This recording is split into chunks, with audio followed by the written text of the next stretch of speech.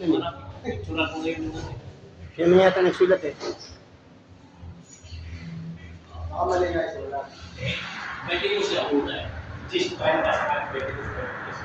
Ano dito po? Good, good. Nasipit lang yung Lasing pala eh. Dapat sinapak mo. sabi ba, gumawa mo eh, ako. Ano na eh, Abanuhan ng coach. 5. Napakasipag. Nakakira pa kasi pag mo 5.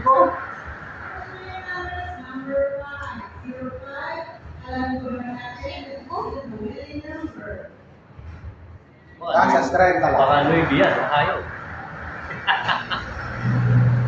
Balin ko sa size eh. Hindi na, pakakis strength ka. Hindi, lusin mo lang din. Kasi nga.